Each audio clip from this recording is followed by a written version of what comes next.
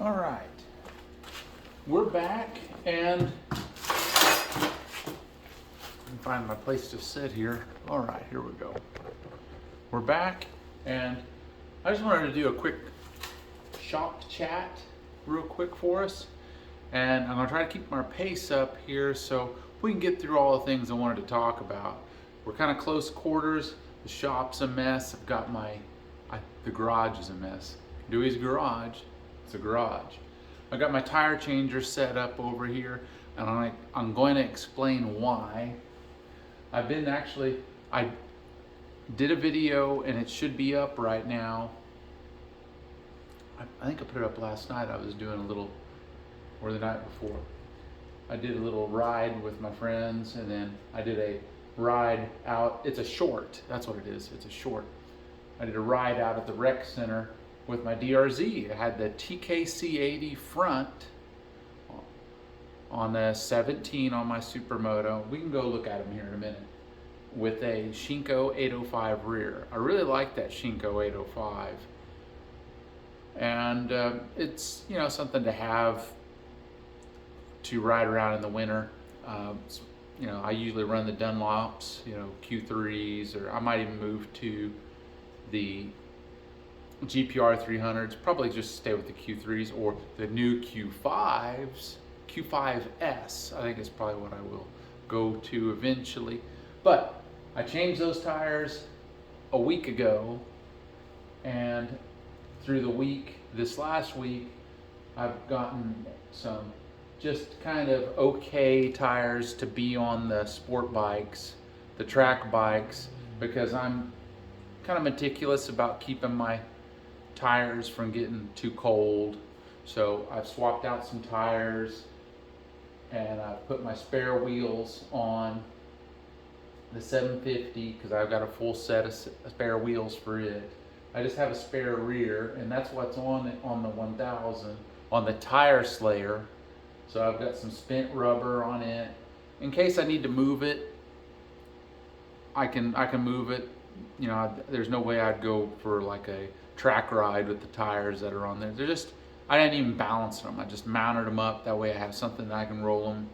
So that's changing out 4 different tires there after I changed out the tires on the DRZ.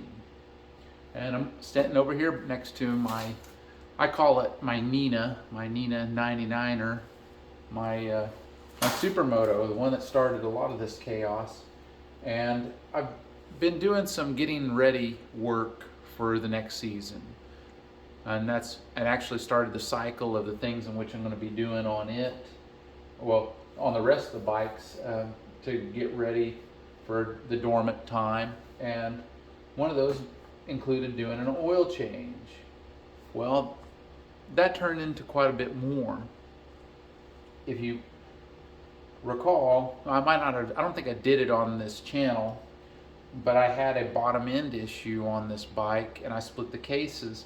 The bottom end issue was my 5th gear went out on I had a YZ transmission in this, and what I did was I put my WR transmission back in it, but I had to replace 5th gear because it went out also. So they have an updated part that I put in it so that it's solid now. And that wouldn't have been a big issue, but when I changed the oil, I noticed some metal in the bottom of it, and I wanted to find out where it was. Well, part of going through that diagnosis, I checked the valve lash on it, and doing that, I found that I was missing some components of the bearings for the cam for the intake cam. So, no big deal. Everything was accounted for. I put my hot cams back in here, and it's just stage 1. They do just fine. And the other thing is, I had been playing around with carburetors on this bike. I had the old FCR 39 slant, which this bike came with in here this season, and was having some trouble starting and idling and having some pop on D-cell. And I just decided for next season I'm going to run my Electron carburetor on there. So I got it back in place, cycled it up a few times after changing out my cams, and she's back idling and running just fine. As the temperature changes that I'm going to be running this in, I will have to fiddle around with the idle a little bit, but not a lot.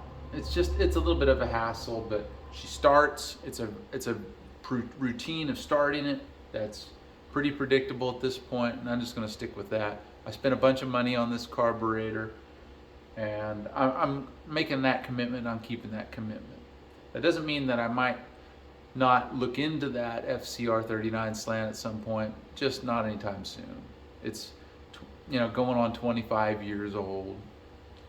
Oh yes, I completely failed to mention that I'm participating in No Shave November, and kind of excited about that. People that know this channel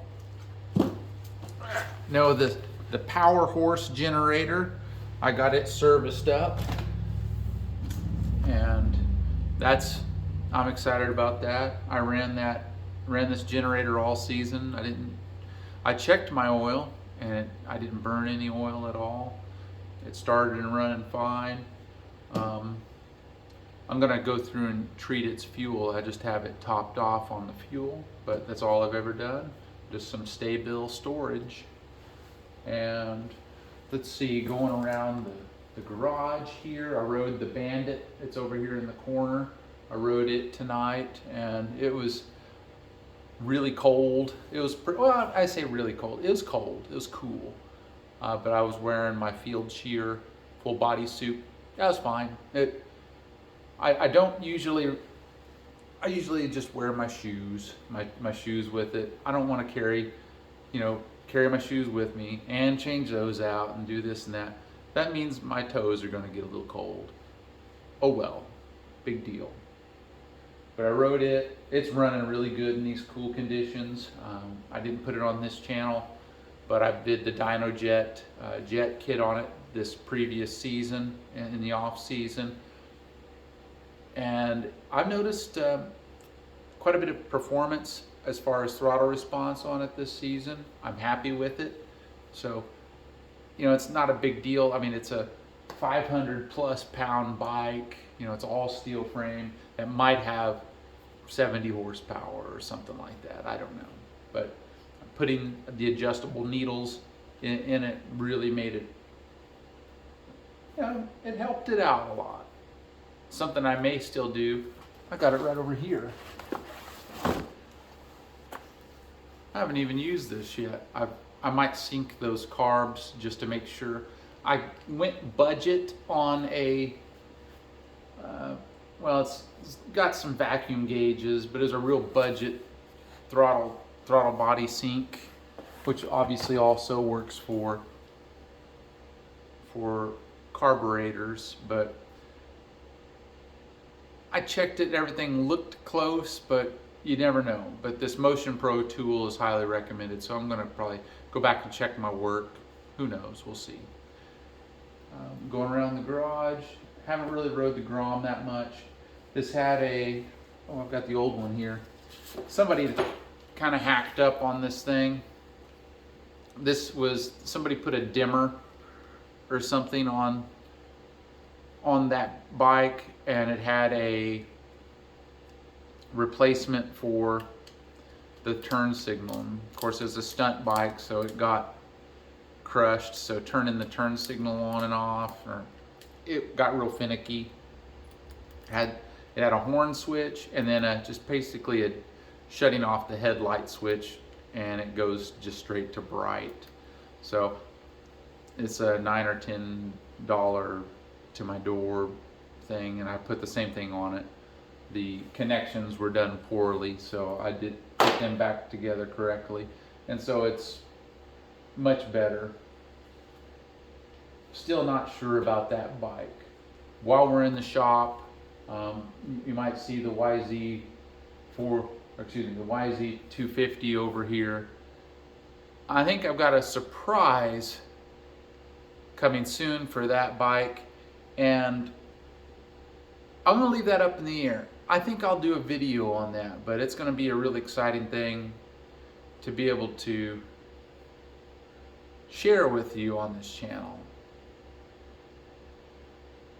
Hint, until the 27th of this month, Warp 9 Racing is offering a 20% off discount on their merchandise, so I may make a purchase. Finally, I wanted to close this out by, well, I'm not closing it out just yet. Please stay here.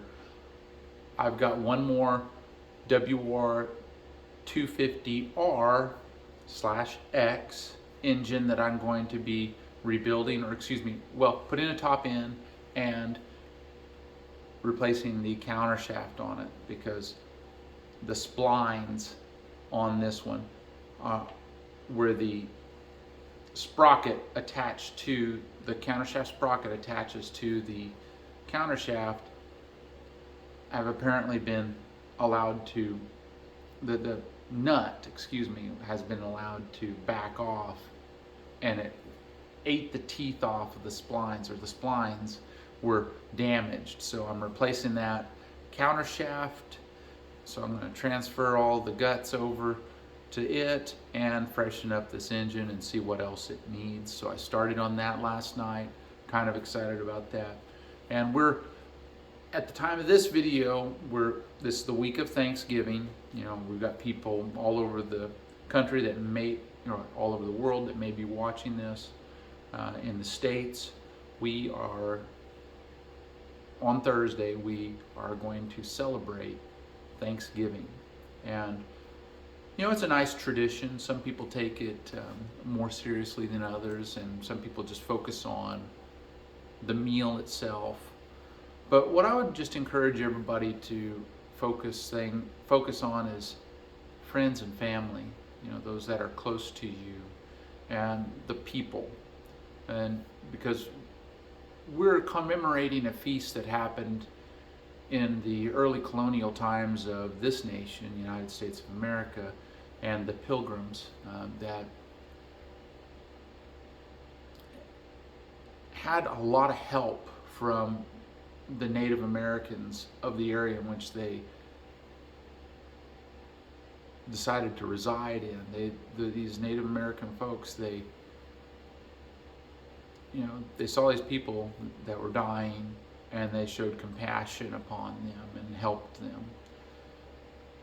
You know, there's many different versions to the story and what happened, but that's what we are celebrating. You know, I have some Native American heritage in my family tree. You know, obviously, you know, I appear to be more Caucasian than anything, and that's fine. What I would encourage everybody to do is to look back, and anytime, all the times, look back at our ancestors, all of our ancestors, no matter what they looked like, their creed, their whatever they had, you know, their way of thinking, acting, and believing. But look back at people on your family tree and this culture in general, how good that we have it now. Be thankful for that. They all sacrifice something, each generation, to one way or another, to make sure that we have it, how good that we have it today. And be thankful for that. And also, that also puts in my mind, try to do something that will contribute to this society, and maybe sacrifice a little something so that the next generations can benefit from what we did today as a society. I think in general, some ways our country is going the wrong direction. Our society in this world is going the wrong direction. And that has more to do with some of the things that are going on. You know, I'm not going to try to get flagged But you see who I have on my flag back there. I'm a conservative person, and a lot of principles that I believe in may not be what you believe in, and that's fine. But I think things are going in a bad direction, and I think that we can all as a society do a lot to turn it around. Some of that means getting along, and again, sharing what we all have to be thankful for is a good place to start. So, Dewey's Ramblings all over, garage update done. Thanks for watching, and I hope to see you next time.